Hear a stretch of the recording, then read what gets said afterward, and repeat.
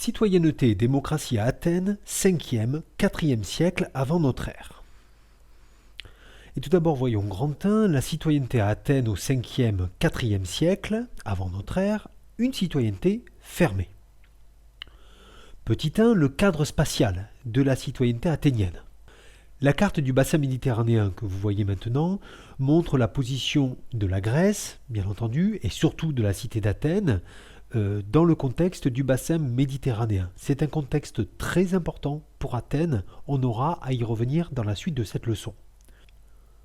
On voit tout de suite que Athènes se situe au nord-est du bassin méditerranéen et elle se situe notamment à un carrefour stratégique puisqu'elle se situe sur les routes qui mènent de l'Orient vers l'Occident, d'Est en Ouest, ou inversement, mais également sur les routes qui mènent ici de la mer Noire au nord, qui produit notamment beaucoup de grains, à la mer Méditerranée, qui permet ensuite une redistribution des produits à travers toute l'Europe, l'Afrique du Nord, le Proche-Orient. Et notamment, elle contrôle une partie de la mer Égée, ici, ce qui lui permet d'avoir une place dominante dans le commerce de la Grèce ancienne. Si maintenant on zoome un petit peu, à l'échelle régionale, on se rend compte que Athènes se situe dans la péninsule de l'Attique ici. Je zoome encore un petit peu, voilà ce que ça donne. Vous avez en rouge les limites de la cité athénienne. Et cette carte va nous permettre de comprendre que la citoyenneté athénienne se fait dans le contexte de la cité athénienne. Alors, on rappelle quand même qu'en Grèce, il y a environ, à cette époque-là, 750 cités-États. Qu'est-ce qu'on appelle une cité-État ? C'est un État indépendant qui possède son propre régime politique, ses propres lois. Chaque cité est constituée d'un territoire, plus ou moins grand, comprenant un centre urbain souvent très petit. Regardez ici, Athènes, centre urbain d'Athènes, avec le port du Pirée, et puis les campagnes aux alentours. Donc pour Athènes, cela représente la péninsule de l'Attique, c'est-à-dire 2500 km². Petit 2, les conditions d'accès au statut de citoyen. Alors, on va voir que ces conditions d'accès ont changé. Il y a plusieurs conditions. D'abord, il faut être né d'un père citoyen athénien, au moins jusqu'en moins 451. Il faut également faire son service militaire, qu'on appelle à Athènes l'éphébie, qui s'effectue de 18 ans à 20 ans. C'est une étape très importante dans la cohésion du corps civique à Athènes, notamment dans les combats des hoplites, qu'on verra un petit peu plus tard. Et il faut être inscrit dans un dème. Alors, un dème, c'est un village de la campagne de l'Attique, ou c'est un quartier d'Athènes. Donc, en fait, ça correspond au recensement. À partir de moins 451, il y a une réforme du statut de la citoyenneté dans le sens d'une plus grande fermeture.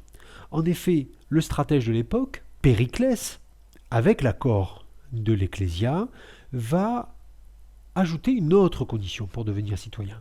Il y a les conditions précédentes, mais maintenant, en plus d'être né d'un père citoyen, il faut être né d'une mère elle-même fille de citoyen. Et vous voyez pourquoi on a une fermeture du corps des citoyens, c'est parce qu'auparavant, seul le père était citoyen, la mère pouvait être étrangère, par exemple. À partir de moins 451, il faut que à la fois le père, mais également la mère, soient liés à la citoyenneté athénienne. Du coup, on va avoir beaucoup d'exclus. Dans cette citoyenneté athénienne, on estime que les citoyens représentent à peu près 10 à 12% de l'ensemble des habitants d'Athènes, et sont exclus de la citoyenneté 3 groupes, les femmes et les enfants de citoyens. Ce qu'on appelle les métèques à Athènes, d'un terme grec. Les métèques, ce sont les étrangers, c'est-à-dire ceux qui viennent habiter à Athènes qui n'ont pas la citoyenneté athénienne. Très souvent des marchands ou des artisans, puisqu'on a vu que Athènes était un grand centre commercial. Et puis, les esclaves. Les esclaves sont très nombreux à Athènes. Ils ont d'ailleurs des conditions extrêmement différentes entre les esclaves urbains, les esclaves des campagnes et les esclaves qui travaillent dans les mines. Mais, en tout cas, ils sont unis par le même statut juridique de non-citoyens. De vivre en citoyen à Athènes, 5e, 4e siècle avant Jésus-Christ. Et voyons petit 1, la participation des citoyens aux institutions démocratiques de la cité. Il est à noter tout d'abord que la cité est dirigée par 3 assemblées très importantes et par des magistrats qui sont des personnes qui vont occuper des fonctions politiques, militaires ou judiciaires. Alors, parmi ces 3 assemblées très importantes, il y a l'Ecclésia, qui est l'assemblée des citoyens. C'est l'institution la plus importante de la démocratie athénienne. Elle se réunit tous les 10 jours sur la colline de l'Apnix, qui apparaît ici sur la vidéo, et elle est très importante parce qu'elle se compose de tous les citoyens. Alors ici le nombre de 40 000 citoyens est quand même théorique, le nombre le plus important est peut-être de l'ordre de 6 000. Mais elle représente la collectivité des citoyens. D'ailleurs, les citoyens, chaque citoyen vote à main levée et non par des représentants. On parle alors de démocratie directe. C'est cette assemblée qui prend les grandes décisions concernant la cité, puisqu'il y a le vote des lois, le vote de la paix, le vote de la guerre. Tous les citoyens peuvent proposer une loi, et c'est cette assemblée aussi qui décide ou non de faire entrer en vigueur la pratique de l'ostracisme. Alors l'ostracisme, c'est l'exil de 10 ans décidé par l'Ecclésia à l'encontre d'un citoyen. De fait, comme les citoyens participent à l'Ecclésia, clairement les débats à l'Ecclésia peuvent être très animés. Ici, le rôle du discours est absolument primordial, puisque chaque citoyen va déterminer sa position en connaissance de cause, à la suite du discours de plusieurs orateurs, c'est-à-dire ici des hommes politiques, qui représentent chacun des opinions différentes. Les autres assemblées maintenant, la boulée, qui peut être considérée comme le conseil de la cité. Alors, la boulée, dont vous voyez les ruines du lieu de réunion, prépare les lois, et notamment prépare les réunions de l'Ecclésia, et veille à leur application. Donc, rôle très important aussi. Elle est constituée de 500 citoyens, tirés au sort, pour un an, au sein de l'Ecclésia. La troisième institution qu'il faut connaître, c'est l'Élié, qui est le tribunal d'Athènes.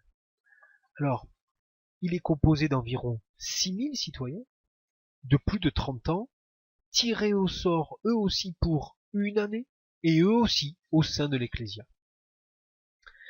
Il rend des jugements qui sont votés à bulletin secret, et des jugements sans possibilité d'appel. Donc, parmi les institutions de la cité, il y a ces 3 assemblées qui sont très importantes. Mais il y a aussi le rôle majeur des magistrats. Alors, les magistrats sont de plusieurs sortes. D'une manière générale, ils font appliquer les lois de la cité, donc ils ont un pouvoir qu'on pourrait dire aujourd'hui exécutif, pendant une année. Et ensuite, ils sont renouvelés. Alors, parmi les magistrats les plus importants, clairement, il y a les stratèges. Il y a les stratèges qui commandent l'armée et qui, eux, ne sont pas tirés au sort, mais qui sont élus chaque année. Ainsi, bien entendu, le stratège le plus important à Athènes au cours du 5e siècle est bien entendu Périclès. Et on voit que les stratèges ne se contentent pas seulement de commander l'armée, mais ils ont aussi des fonctions de direction effective de la cité. Les autres magistrats sont également bien sûr très importants, mais on passe un petit peu plus vite. Ils peuvent présider les tribunaux par exemple, ou encore s'occuper de religion. À noter que la démocratie se caractérise par l'égalité politique des citoyens, mais aussi par l'égalité des citoyens devant la loi. C'est le fondement de la démocratie athénienne, c'est ce qu'on appelle en grec l'isonomie. L'idée que les citoyens donc sont tous égaux devant la loi. Pour favoriser cependant l'égalité politique, des citoyens, puisqu'on voit que théoriquement ils peuvent participer à l'Assemblée. Périclès va, afin de garantir la participation du plus grand nombre aux institutions politiques de la cité, donc Périclès va créer ce qu'on appelle le mistos, qui est une indemnité journalière qui est versée aux citoyens les plus pauvres. Petit 2, la participation des citoyens à la vie de la cité. Alors, tout d'abord, les citoyens défendent la cité. Chaque citoyen paye son équipement. Les plus riches appartiennent à la cavalerie. Les catégories moyennes forment les fantassins, ce qu'on appelle les hoplites, qui sont très souvent représentés sur des vases, des poteries à Athènes, très reconnaissables avec leurs larges boucliers ronds et leurs lances. Et puis les plus pauvres, qui eux, comme ils ne peuvent pas se payer d'équipement, vont être dans la marine, ils vont être rameurs, comme le montre ce bas-relief, dans les trières, c'est-à-dire dans les navires militaires. Clairement, c'est un des devoirs les plus importants des citoyens. Ce sont les citoyens qui défendent la cité. D'autres devoirs apparaissent, qui concernent par exemple les plus riches citoyens qui participent aux dépenses de la cité, par le biais de ce qu'on appelle les liturgies. Ça peut être la construction d'une trière, ça peut être le fait d'organiser des concours, le fait d'organiser ou de payer des pièces de théâtre, et on verra que le théâtre est très important à Athènes. Les citoyens également organisent la vie religieuse et culturelle de la cité. Bon, la religion est essentielle dans la société athénienne, bien entendu. Elle est caractérisée par l'acropole. On voit ici, par exemple, un certain nombre de ruines, et notamment le grand temple d'Athéna, le Parthénon. Ce grand temple d'Athéna qui voit chaque année la fête la plus religieuse, la plus importante de la cité, qui est la fête des Panathénées. Petit 3, démocratie et impérialisme. Alors, là, il faut faire un point sur quelque chose qui est un petit peu particulier à Athènes. Athènes, au 5e siècle, va être à la tête d'une alliance militaire qu'on appelle la Ligue de Délos, du fait d'une petite île de la mer Égée, qui a pour but, au début du 5e, lorsqu'elle se fonde, de protéger la Grèce et de défendre la Grèce contre les incursions militaires perses, de l'Empire perse, de l'autre côté de la mer Égée. Athènes en prend presque naturellement le commandement. Les autres cités, participant bien sûr avec la fourniture de navires, de troupes, ou pour les plus petites cités, par la participation simplement financière. Ce qui est intéressant, c'est qu'à un moment donné, Athènes va rapatrier le trésor de la Ligue de Délos vers Athènes. Et à partir de ce moment-là, elle va prendre le commandement total, et Athènes va être considérée, ou les autres cités athéniennes vont être considérées, comme faisant partie de l'empire, avec des guillemets tout de même, mais de l'empire d'Athènes. Et d'ailleurs, ce qui est intéressant, ces deux mots, démocratie, impérialisme, c'est que au 5e siècle avant Jésus-Christ, la prospérité de la cité, mais aussi le trésor de la Ligue de Délos, va permettre aux Athéniens de faire construire des bâtiments très prestigieux. Or, ces bâtiments très prestigieux montrent aux autres cités la puissance d'Athènes, donc ça s'alimente en quelque sorte, et montre le prestige de sa démocratie. Grand 3, une démocratie critiquée et combattue. C'est une démocratie qui fait l'objet de discussions, qui fait l'objet de débats, et qui va se trouver même fragilisée. Voyons tout d'abord une démocratie débattue, l'exemple du théâtre.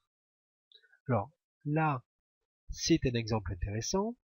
Les représentations théâtrales se déroulaient dans le cadre des fêtes religieuses, notamment au théâtre de Dionysos, et elles avaient bien sûr une vocation ludique, mais elles avaient surtout une vocation politique. Ainsi, elles étaient l'occasion de rassemblement de la communauté civique d'Athènes. À la fin du 5e siècle, les auteurs de comédies, comme par exemple Aristophane, dénoncent dans leurs pièces les dérives de la démocratie athénienne. Par exemple, Ils vont critiquer les hommes politiques qui ont appris l'art de la parole, l'art des beaux discours, et on les accuse parfois d'être même des démagogues, c'est-à-dire de flatter les citoyens, voire de leur mentir, pour les convaincre. Et ça, c'est une critique très souvent faite à la démocratie athénienne. Autre critique qu'on retrouve dans ces pièces de théâtre, c'est qu'on va reprocher à certains magistrats d'être incompétents, c'est-à-dire non compétents bien sûr dans leur domaine d'activité, hein, mais aussi corrompus. Donc il y a des critiques fortes de la démocratie. Mais il y a aussi une suite d'événements qui vont faire que la démocratie athénienne va être fragilisée au IVe siècle. Après la défaite d'Athènes dans la guerre du Péloponnèse, hein, qui l'oppose à sa rivale Sparte, la guerre du Péloponnèse qui se déroule de moins 431 à moins 404, et qui voit la défaite d'Athènes, une partie de l'élite athénienne considère que c'est la démocratie elle-même qui est responsable des défaites. Il souhaite donc un retour à l'oligarchie, comme c'était le cas avant la mise en place de la démocratie athénienne, c'est-à-dire un régime politique dans lequel un petit groupe de personnes dirige l'État. Alors, il apparaît que momentanément, en 404, après des événements difficiles à Athènes, la démocratie est sauvée momentanément.